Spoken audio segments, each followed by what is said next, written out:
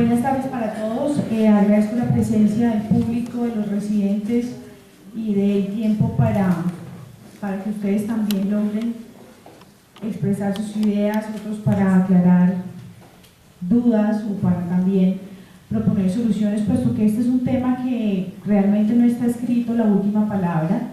En Colombia, desafortunadamente, cada día el inicio de un consumo de sustancias es muchísimo más temprano, hay reportes de 7, 8 años de edad, y fuera de eso, en Colombia hay una sustancia que es muchísimo más deleteria de las que tienen por fuera, y es desafortunadamente el bazuco.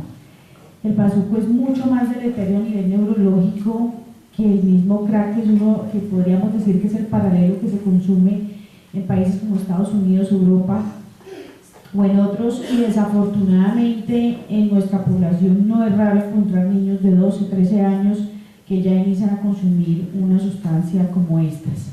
Entonces, bienvenidos, y ¿quién comienza? Ok, doctora Adriana Márquez. Bueno, muchas gracias, doctora Ana María, excelente su presentación. Siempre el tema de manejo de las adicciones me mueve cosas, ¿no? Es conocido por ustedes que no me resulta tan fácil manejar este tipo de pacientes, con todo respeto lo digo, porque hay una cosa que media, ¿no? Digamos, de todo lo motivacional está también, imagino yo la parte motivacional que de mí desprende del paciente, pero, digamos, hay, no sé, un mito o una condición que podría, digamos, no ser un método con terapéutica, y es que pues, el paciente adicto por excelencia maneja la manipulación, la mentira, la disociación. Y entonces, ¿cómo hacer cuando se llega a eso? Por ejemplo, el paciente que incumplió la cita, que tiene control, ¿no? Y que claramente el terapeuta especialista, por ejemplo el caso de ustedes dos, detecta que es que se perdió porque está con vergüenza o con miedo porque consumió, ¿cierto? O el paciente que llega a la consulta simplemente, como me ha ocurrido, que veo sobre todo menores, el jovencito de 17 que llega enmarihuanado, enchonchado, como dicen ellos, y pues en ese momento, digamos, desde la comprensión clásica, dinámica, es, pues estoy con el otro yo de este individuo que no está en su estado esencial de ser, ¿no? ¿Cómo manejar eso, que es lo que me parece, digamos, muy, digamos, lo difícil y muy, digamos, reconocido desde la especialidad de ustedes, ese arte de poderlo hacer? Sí, hay una cosa que de todos modos yo quería, pues, en este espacio aclarar de la presentación, y es que la terapia motivacional fue creada para atención primaria en salud, ¿sí? Digamos que esto es una estrategia genérica, pero de todos modos nosotros también tenemos que pensar que nosotros somos psiquiatras, ¿sí? Y que el contexto de psiquiatría, para el contexto de psiquiatría hay veces no aplica ceñirnos totalmente a la terapia motivacional, ¿sí? Tenemos que tener en cuenta que los pacientes que nos llegan a nosotros tienen, además pues de esto que hablamos hoy, tienen otro tipo de necesidades que implican otro tipo de intervenciones, por ejemplo, la parte conductual, ¿sí? Entonces, sí es buena esa pregunta que tú estás haciendo, Adriana, porque no, en el contexto de psiquiatría, que es, o sea, a los psiquiatras nos llega más o menos el 20, no más del 25% de los pacientes adictos, ¿sí? Pero para ese otro 80%, las terapias motivacionales son muy eficientes y muy efectivas. Pero para nosotros también tenemos que tener en cuenta esas salvedades, como las que tú estás diciendo, los problemas graves de conducta, la parte del riesgo suicida, el establecimiento de límites, los pacientes psicóticos. Entonces, cuando ya estamos como integrando el adicto, pero también con ese tipo de condiciones que es las que hace que llegue a psiquiatría, pues ya tenemos que hacer algunas salvedades de la terapia motivacional. Por ejemplo, un paciente que no está motivado para ir al consultorio de uno, ¿sí? Porque lo deja uno plantado 3, 4 veces, pues no sé qué tan motivacional. ¿Cuánto tiempo puede seguir uno siendo motivacional? Puede ser uno motivado. Sí, exacto. ¿Sí? Entonces digamos que yo pienso que nosotros también tenemos que hacer esas salvedades, no nos podemos ceñir totalmente a la parte motivacional y también tenemos que aplicar, por ejemplo, la parte conductual. ¿Sí? ¿Sí respondo tu pregunta más o menos? Sí, muchas gracias.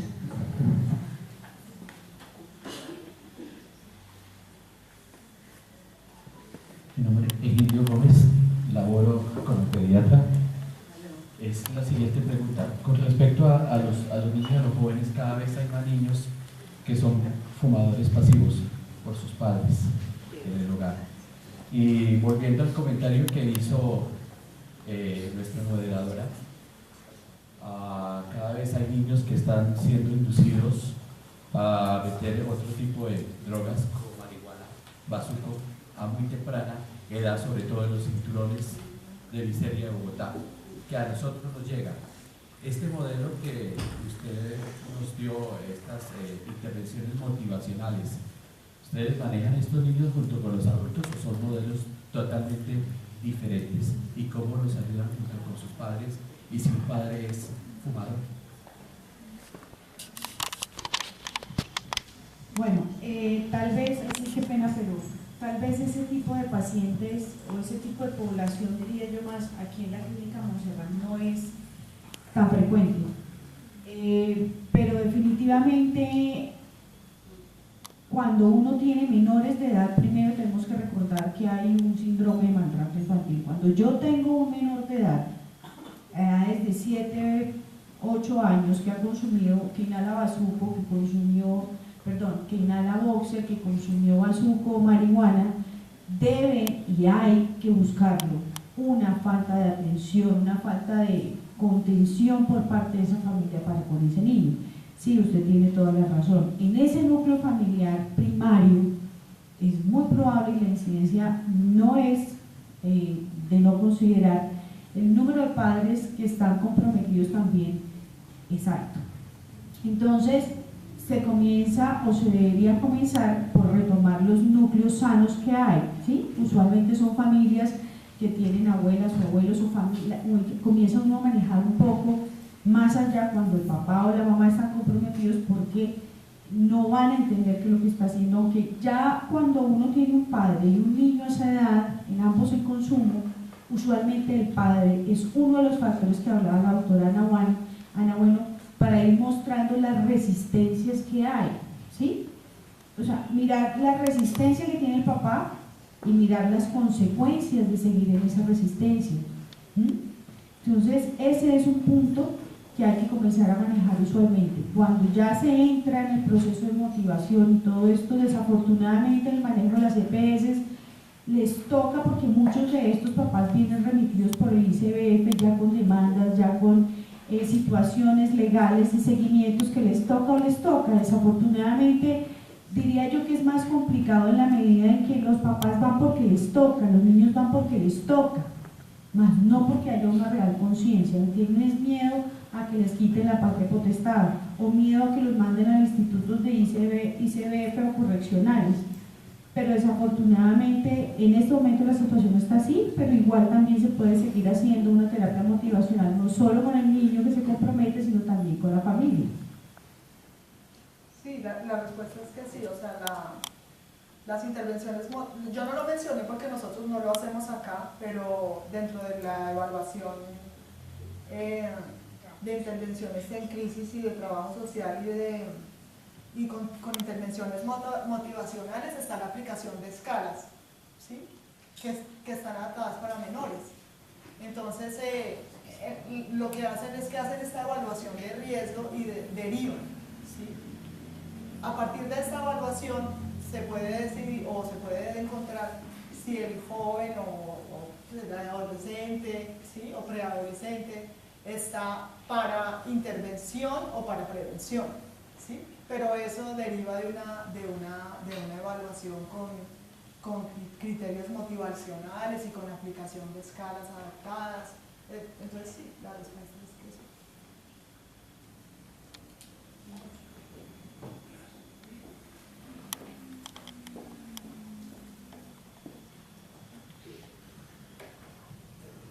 Gracias, doctora.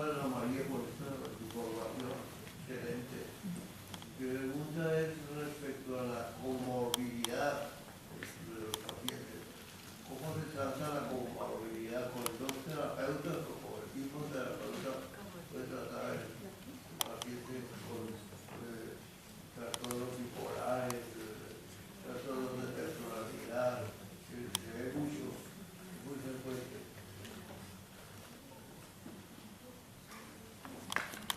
Bueno, no, doctor Montaño, muchas gracias. Pues digamos que sí se ha propuesto el modelo de la terapia con dos terapeutas, la persona que maneja la parte de adicción y la parte que maneja el tema de la comorbilidad. Sí, pues yo personalmente pienso que eso no es conveniente, a menos de que uno tenga muy claro con quién está trabajando. Yo he tenido la experiencia de muchas dificultades cuando yo estoy tratando o sea, desafortunadamente sí hay mucho personal de salud que no maneja una adicción o sea, que por ejemplo permite la posibilidad de que un alcohólico se tome una cerveza al mes, ¿sí? Desafortunadamente. Entonces a mí sí me ha pasado que muchas veces líneas de tratamiento instauradas desde la perspectiva de adicción empiezan a debilitarse un poquito cuando aparece un segundo terapeuta que de alguna u otra manera medio abre la posibilidad al paciente de que de pronto una cerveza sí, o que la marihuana de pronto, como es medicinal, a lo mejor también. Eso, digamos que eso a veces se presta mucho para reforzar la negación, porque como todos sabemos, un paciente así esté en tratamiento, pues siempre va a tener muchos puntos de negación. Entonces es un paciente que escucha que hay un terapeuta que dice que a lo mejor sí puede tomar y hay otro que le está diciendo que por nada del mundo puede volver a tomar, casi siempre se van por el otro lado y digamos que se dañan un poquito sus tratamientos, pero sí se ha escrito el manejo bifocal, ¿cómo se llama eso? ¿Cierto? Sí. Pero yo no lo hago. No sé. Bueno, aquí hay ya dos situaciones. Una cosa es el paciente como tal y otra cosa es el núcleo familiar, ¿sí? Entonces, lo que se ha recomendado es que el paciente como tal lo tenga un solo terapeuta y el resto de la familia, el núcleo familiar como tal, sí puede ser manejado de forma multidisciplinaria. De hecho, esta patología no solo se puede manejar solamente con psiquiatría, necesita todo un equipo de trabajo social, terapia ocupacional. Muchas veces en pediatría, sobre todo cuando los niños tienen problemas académicos, toca hacer apoyos con terapia de lenguaje, terapias de otro estilo. Es decir, en cuanto a lo que es farmacológico como tal y el manejo como tal del paciente que está hospitalizado, es mejor darlo de manera individual para evitar excesiones, por la misma razón de lo que decía la doctora Diana Márquez, que son pacientes que tienden a una manipulación. Pues entre más psicoterapeutas, más posibilidades de que la terapia se cinda y se pierda un paciente. Sí. Buenas tardes, doctora María, muchas gracias. Mi nombre es Carlos Murcia, soy internista. Me encanta la neuropsiquiatría, todo lo que ella conlleva. El campo de las adicciones es muy importante para mí. Pero con el respeto que me merece, disculpe mi pregunta. En el video que usted ha puesto de la doctora argentina, creo que era argentina, se estaba realizando la entrevista como en un salón. Mi pregunta ¿es eso un modelo? ¿O debe ser en un área determinada donde el paciente se sienta cómodo, donde el paciente no se sienta contra la pared? Porque veía que era como un área abierta y personalmente, respetando su conocimiento, considero que este tipo de entrevistas se deberían hacer en un área específica al respecto, donde ni el terapeuta ni el paciente puedan distraerse, puedan estar. Yo me he puesto a mirar el video miraba hasta los ojos de la terapeuta, si miraba al paciente o no, porque para mí es vital la mirada. Disculpe, mi pregunta es simplemente esa curiosidad. Sí. ¿Cómo Sí. se realizan en Campo Alegre, por ejemplo? Muchas gracias. Bueno, realmente ese video yo lo escogí más que todo para ilustrar un poquito más sobre la actitud del paciente, la negación del paciente. Pero yo estoy de acuerdo contigo, o sea, claro que a mí me surge la duda porque como esta es una intervención que se creó inicialmente para personal técnico, ¿sí? O sea, para profesores, para enfermeras, pues yo me pregunto en ese entonces qué tanto podrían contar con esas condiciones óptimas de psicoterapia, no creo, ¿sí? Pero yo pienso que de todos modos, obviamente dentro de una buena práctica de esa entrevista hay ciertos criterios mínimos que tienen que ocurrir para hacer una buena entrevista del paciente, que el paciente se sienta cómodo, que la puerta esté cerrada. Yo estoy de acuerdo contigo, de hecho en la búsqueda de esos videos sí había algunos que ilustraban que es una buena entrevista y que no, y había unos así, la enfermera que dejaba la puerta abierta, que se estaba limando las uñas mientras el paciente estaba hablando. Entonces, claro, yo pienso que si nosotros podemos hacerlo así, y de hecho lo hacemos aquí en la clínica así, pues es mejor, para que el paciente se sienta más cómodo para hablar.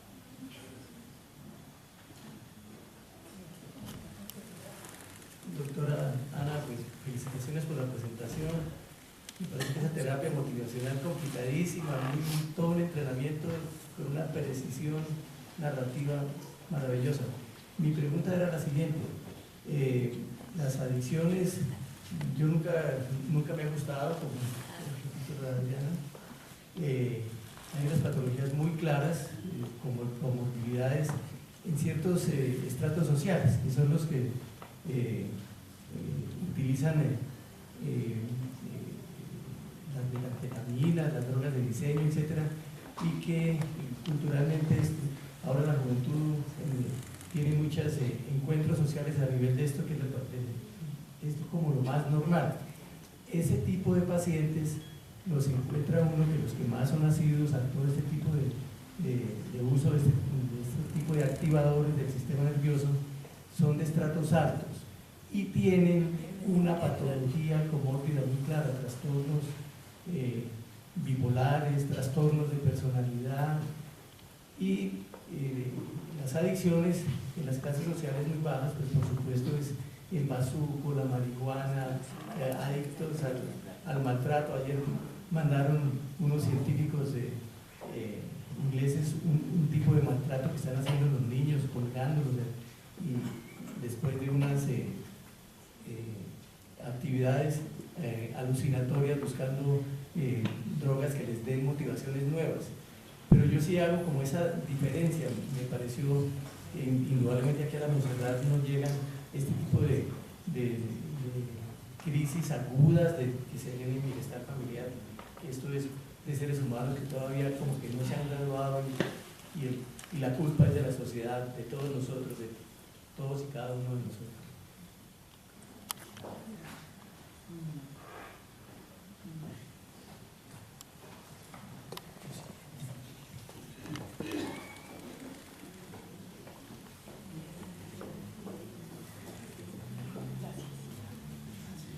Doctora, muchas gracias. Muy útil su presentación. Yo tengo dos preguntas, una que ya hicieron, otra que acaban de mencionar también, es la comorbilidad con trastornos de personalidad, especialmente con trastornos de personalidad del B, básicamente. ¿Qué hacer? ¿Qué hacer? Si no es recomendable, a nosotros nos llegan a la Inmaculada un montón de comorbilidades con psicosis tóxicas, con trastornos de personalidad. ¿Qué tan eficiente es esta intervención? Y si no, ¿qué sugerencias tendrían? Pues porque a nosotros sí nos llega la comorbilidad altísima, casi del 95% hay trastornos comórbidos. Y la otra pregunta es, cuando el tiempo de intervención no permite hacer un proceso, ¿qué tan pertinente ven ustedes hacer una intervención motivacional de este estilo que ustedes proponen, porque nosotros normalmente no tenemos tiempo de intervención en fase de desintoxicación, que es lo que hacemos nosotros también, de hacer proceso psicoterapéutico o ver más de 2 o 3 veces a los pacientes. Se hacen terapias de grupo, pero no más. Entonces, ¿qué sugerencias tienen también en este tipo de contexto? Y pues obviamente el tipo de población que ingresa a la clínica es bien distinto también a nivel socioeconómico, como decía el doctor previamente. ¿Qué sugerencias tienen? ¿No sería de gran utilidad? Bueno, el hecho de que a la clínica Montserrat lleguen otras poblaciones no quiere decir que consuman otras sustancias. Desafortunadamente no es hoy por hoy tan inusual encontrar pacientes que llegan y que ya han consumido sustancias que uno tal vez hace 10 años no podría o no, era muy inusual encontrarlos en esta población, pero hoy por hoy, de hecho en estos días teníamos un paciente en la unidad de cuidados agudos.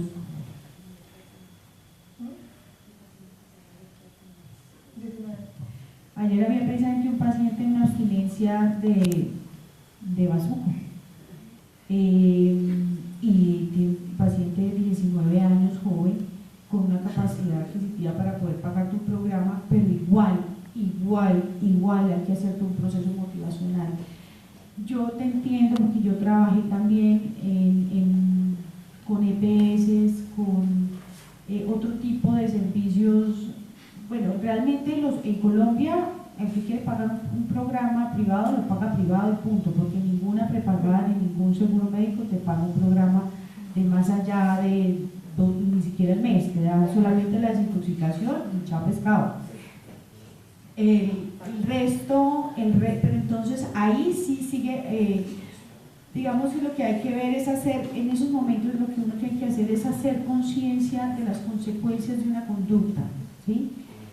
Y te entiendo cuando me dices no hay tiempo, también te entiendo, pero uno sí va desarrollando la capacidad del ojo clínico de saber quién tiene un deseo, quién no, quién es ambivalente, quién no. No los dejes ir, porque es que tú no sabes si los vuelvas a ver, ¿sí? Y con eso sí se puede, y hay veces uno alcanza a sacar cierto tiempo, ¿sí? Igual hay que hacerlo de manera individual. Si uno ve que hay una adherencia o que hay una red de apoyo, un núcleo primario, un núcleo secundario, trabajar con ellos y se puede aplicar también la misma terapia. No hay, o sea, también es tener ojo clínico en ese momento. Gracias.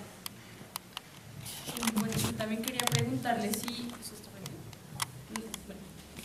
ustedes están utilizando esta técnica también en la terapia de grupo de desintoxicación de la clínica. Sí, nosotros con los residentes siempre, pues digamos que la terapia de grupo acá en desintoxicación es muy conductual, porque son pacientes agudos, ¿sí? Pero obviamente nosotros utilizamos algunas estrategias de la terapia motivacional para facilitar el famoso discurso de cambio de un paciente, y lo que yo les decía de los espejos, por ejemplo, aplica para la terapia de grupo. El planteamiento de los pros y contras de hacer un tratamiento aplica para la terapia de grupo. Muchas cosas de la terapia motivacional aplican para terapia de grupo, y pues uno tiene la posibilidad de ser versátil en la escogencia de la técnica que se utiliza o lo que se aplica en la terapia de grupo. Sí, pero te iba a hacer otra pregunta, qué pena. Digamos, una de las cosas en las que tú como que te enfocabas era decirnos que uno tenía que acomodarse como a la etapa de cambio del paciente, y siendo un grupo amplio, pues digamos hay muchísimos pacientes que están en precontemplación, otros que están en contemplación, y por allá uno de vez en cuando que está, digamos, en una etapa más avanzada. Pero en ese caso, ¿uno cómo hace como para enfocar la terapia, como para que le cale a todo el mundo? Bueno, a nosotros no nos pasa mucho acá porque nosotros, como yo te digo, como es un programa de desintoxicación, la mayoría de pacientes están en precontemplación o en contemplación. Muy poquitos ya están en la acción. Cuando están en la acción ya los mandamos para campo de, ¿sí? Pero hablo más como desde Campo Alegre, cuando hay como esta heterogeneidad de pacientes en la terapia del grupo, y ahí se aplica mucho la experiencia del terapeuta, porque obviamente ese tipo de diferencias entre un paciente y otro en cuanto a su motivación es pan de cada día, pero de ti depende como experto si logras, digamos, que hacer que el que está mejor y el que está más motivado jale a los demás y tú como líder del grupo hagas que el que está peor minimice, o sea, que se minimice el valor de lo que está diciendo el que está peor, ¿sí? O sea, ahí ya aplican otro tipo de estrategias de un líder de terapia de grupo, ¿sí? Bueno, muchísimas gracias, se nos ha acabado el tiempo por hoy.